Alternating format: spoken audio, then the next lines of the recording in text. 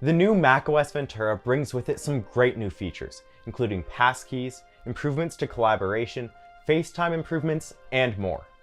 The update isn't officially coming until later this year, but if you want to give all these features and more a try, you can by installing the macOS Ventura Developer Beta. Here's how. Of course, it's always wise to have a backup of your data, but this is particularly important with beta software, where some number of bugs are to be expected. It's also not recommended you install the beta on your primary computer. We already know the first developer beta has some issues with FaceTime and notification, but there are definitely more. So start off by making a backup of your device. One of the easiest ways to back up a Mac is using Time Machine. Get an external drive and connect it to your Mac. The first time you connect a drive, it should prompt you to use it for Time Machine, or you can head into Preferences and then Time Machine to manually adjust your backup options.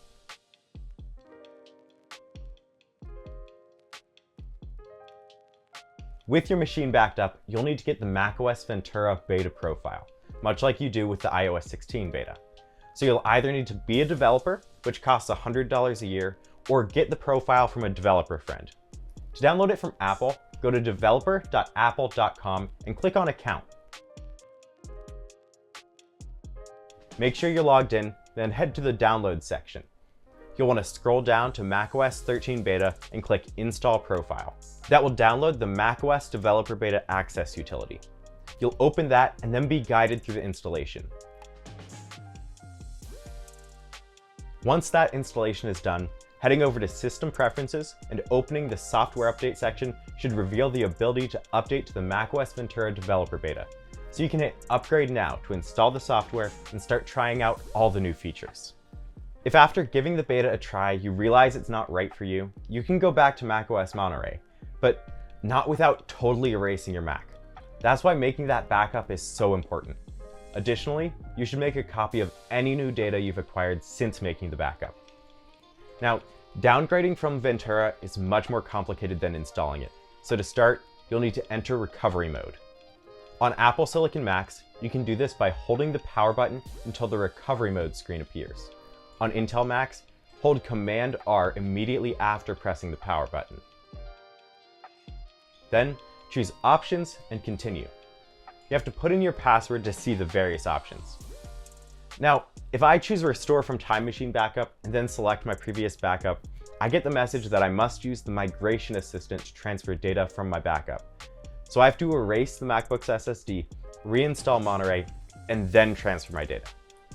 Thankfully, that's not too hard from recovery mode, but you will need an internet connection. Heading back to the main screen, choose Disk Utility and then Continue. Within the Disk Utility, choose Macintosh HD and then Erase. You'll get a warning that it will fully erase the Mac and require an internet connection to reactivate it, so make sure you're certain you have all the data you need off the Mac. If you do, go ahead and choose Erase Mac and then Erase Mac and Restart. Once that completes, Recovery Assistant will start.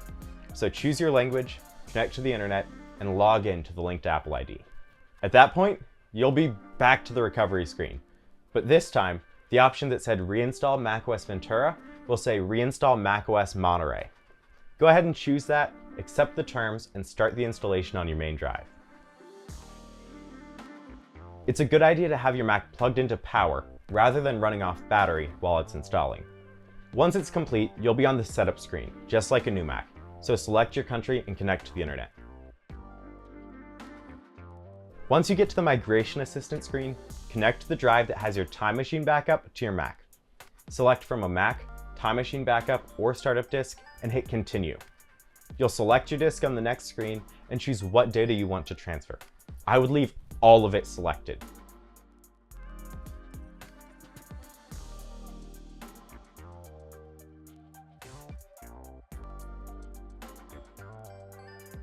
You'll then need to set your password.